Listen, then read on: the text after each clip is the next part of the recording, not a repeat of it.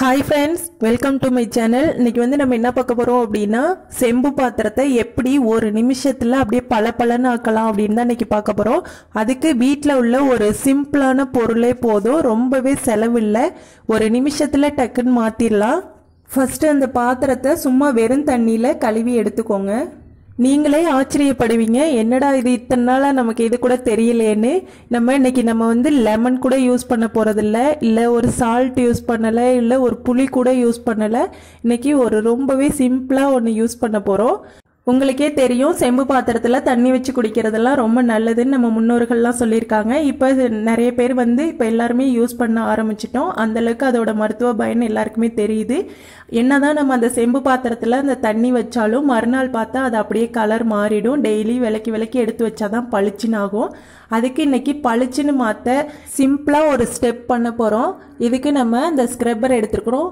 அதாவது spongy scrubber இருக்குல்ல, அதை எடுத்துக்கோங்க. அதுல வந்து ஹார்பிக், நம்ம சாதாரணமா லெட்டின்க்கு கழுவ யூஸ் பண்ற இந்த ஹார்பிக் எடுத்துருக்கோம். என்னடா இந்த லெட்டின் கழுவுறத போய் இதுல யூஸ் பண்ண சொல்றாங்களே அப்படின்னு நினைக்காதீங்க. அந்த பண்ற மேஜிக் பாருங்க, ஒரு செகண்ட்ல அப்படியே பளிச்சுன்னு மாத்திடும் எல்லாமே. அது எவ்வளவு அழகா அந்த அழுக்கெல்லாம் போகுது பாருங்க. ரொம்பவே சூப்பரா சிம்பிளா நம்ம அந்த ஸ்க்ரப்பர்ல வச்சு அதை தேய்க்கும் போதே பாருங்க அந்த அழுக்கெல்லாம் போயிடுது. என்னடா கெமிக்கல் போட்டு தேய்க்க சொல்றாங்க, இதனால தண்ணி குடிக்கையில எதுவும் ஆகுமா அப்படின்னு யோசிக்காதீங்க. இதை வச்சு நல்லா தேய்ச்சிட்டு அதுக்கப்புறம் நீங்க நார்மலா வந்து என்ன சோப்போ இல்ல பவுடரோ எதை போட்டு நீங்க பாத்திரம் கழுவீங்களோ அதாலே ஒரு தடவை நல்லா வாஷ் பண்ணி எடுத்துக்கோங்க.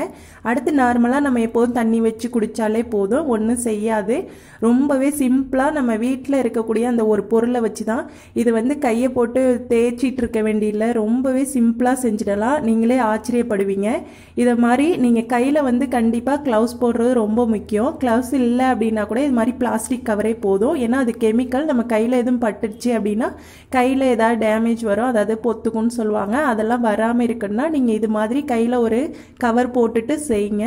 ரொம்பவே ஆச்சரியப்படுவீங்க. ரொம்ப சிம்பிளா டக்குன்னு வந்து பளிச்சுன்னு மாத்திடலாம். நான் மறுபடியும் நம்ம பாத்திரம் கழுவுற அந்த சோப் போட்டு ஒரு தடவை கழுவிட்டு வந்துட்டேன். அவ்வளவுதான், சூப்பரா பளிச்சுன்னு ஆயிடுச்சு பாருங்க. செம்பு பாத்திரம் ஒரு நிமிஷத்திலே வீட்டிலேயே ரொம்ப சிம்பிளா பளிச்சுன்னு மாத்திடலாம்.